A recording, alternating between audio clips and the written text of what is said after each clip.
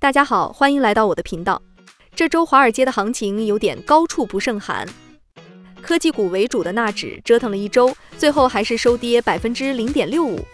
周五市场抓住了一根通胀符合预期的稻草，拼命反弹了一下，但这点小涨幅根本没能扭转全周的颓势。说白了，就是激烈搏斗之后的一口短暂喘息。结论很直白，市场往上的惯性还在，资金的合力没有完全散掉，但之前那种一往无前、势如破竹的劲头似乎开始略显疲态。那问题就来了，现在的市场是在从高速巡航切换到更稳、更省油的档位，准备蓄力迎接更长的旅程呢？还是说，这其实是暴风雨前的诡异宁静，高位的资金在做一次精心的压力测试？这两条路走向完全不一样，也会直接决定未来一个季度的操作方向和盈亏结果。要搞清楚这个牵动人心的问题，光靠猜没用，得像个侦探一样，戴上手套，拿起放大镜，回到现场，从这周的 K 线里去找隐藏的蛛丝马迹。我们看到周一的市场情绪那叫一个亢奋，纳指又一次创下历史收盘新高，盘面一片歌舞升平，谁看了都觉得行情要起飞。可盛极而衰，从周二开始，画风突然一转，翻脸比翻书还快，多头瞬间失守，连续3个交易日大幅下跌，不光把周一的涨幅全吞回去，还把不少追高的投资者直接套了进去。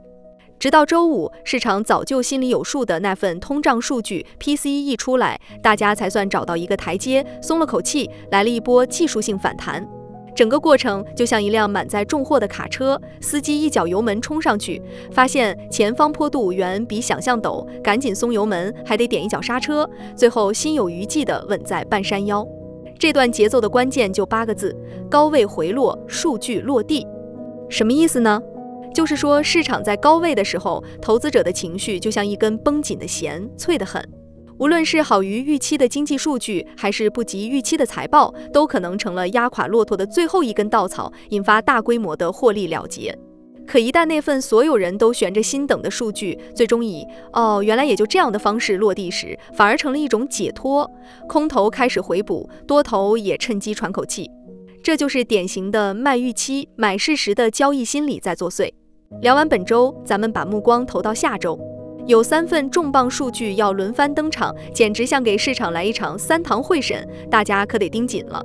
第一关，周三公布的 ISM 制造业指数，市场普遍预期大概会在 49.2， 比上次的48稍微好一点。虽然数据有回暖，但重点是它依然在50这条荣枯线下方，说明美国制造业还没彻底缓过来，还是收缩状态。不过，交易员真正盯住的可不只是总数，而是2个魔鬼细节：价格支付指数和新订单指数。前者代表企业的成本压力，要是这个数字意外抬头，那通胀难降的警报又会拉响，美联储的脸色肯定不好看。后者则是未来需求的晴雨表，新订单多，说明经济需求稳，软着陆就更有戏。第二关，周五公布的非农就业报告，这才是下周的压轴大戏。到时候全球交易员估计全都要屏息盯着屏幕。现在华尔街普遍觉得这次数据恐怕不太好看，有机构甚至悲观到只预测新增5万个岗位。所以我们要死死盯住3组数字：一是新增就业岗位到底多少；2是失业率能不能稳在 4.3%； 3是工资涨幅能不能继续维持在 0.3% 这个不冷不热的区间。这份报告会直接左右美联储的下一步动作，是松油门还是踩刹车，可以说是市场的生死判官。第3关，周五公布的 ISM 服务业指数，这算是给下周行情盖棺定论的最后一块拼图，市场预期大概还在52左右，不高不低。但别小看它，服务业才是美国经济的顶梁柱。这份数据要和前面的制造业、非农数据交叉验证，才能拼出下周美国经济的真实全景。重点还是2大细节：价格和就业，它们合在一起才能勾勒出最真实的经济走向，也最终决定下周市场到底是开香槟庆祝还是关灯吃面。除了这3份数据，下周还有一个悬在头顶的截止日期，必须时刻盯住。那就是美国联邦政府的临时拨款将在9月30号午夜到期。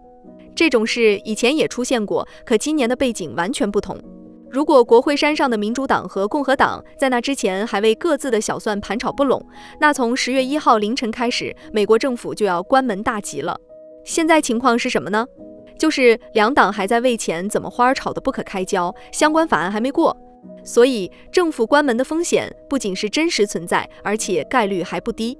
这可不仅仅是场政治闹剧，它会给本就脆弱的经济和市场情绪再添上一层难以预料的不确定性。好了，接下来老规矩，我们对下周的纳指走势起了一卦，得到了地水师，变爻在上六，变为山水蒙卦。师卦在易经里讲的就是出师有名，行军打仗最讲究秩序和纪律。回头看，从年初以来，纳斯达克这一波波澜壮阔的上涨，不就是一场组织严密、纪律森严的行军吗？各大科技巨头充当先锋部队，一路攻城拔寨，屡屡创新高。而到了这周，这支大军似乎走到了师卦的最后一爻，也就是上六爻。我们看爻辞是怎么说的：大军有命，开国成家，小人勿用。意思很直白，仗打完了，胜利拿下，也就是大军有命，那么接下来就该论功行赏，分封诸侯了，也就是开国成家。说明这是收获的时刻，但也是最容易出乱子的时候。所以爻辞紧接着提醒大家，这个时候最怕的是什么？就是小人勿用。换句话说，就是这个阶段如果用错了人，让一些短视的、投机的、心怀叵测的力量掌握了节奏，那就有可能会把大局搅乱。对应到市场，这意味着什么呢？意味着指数已经涨到了一个极致高位，前期的涨幅早就够丰厚了，市场进入了犒赏三军的获利兑现期。这个时候人心最容易浮动，多空双方的心理博弈也最激烈。一点点风吹草动，一点点未经证实的噪音，都可能引发踩踏式的抛售。那些在顶部盲目追高的短线客，那些被连续胜利冲昏头脑、彻底丧失风险意识的小人，最容易在这个阶段把一场原本漂亮的胜仗搞成一场混乱不堪的溃败。而当师卦所代表的有序进攻走到尽头，物极必反，它就会自然演变成蒙卦。蒙就是蒙昧、启蒙。它的卦象是山下有险泉，前路被大山挡住，泉水在山脚徘徊，云山雾罩，看不清方向。这正好对应了市场的现状，一个旧的秩序和逻辑，比如无脑买入科技股之类的逻辑已经退场，而一个能够真正引领市场的新框架、新方向却又还没成型。所以这是一个典型的混沌期。那么下周的交易策略也就很明确，8个字：先收战果，再设关卡。简单说，在局势明朗之前，建议不要追高。任何没有成交量配合，看上去很美的反抽，都应该视为见好就收的机会，而不是看作新一轮牛市开启的加仓信号。保持耐心，等市场自己给出更明确的方向。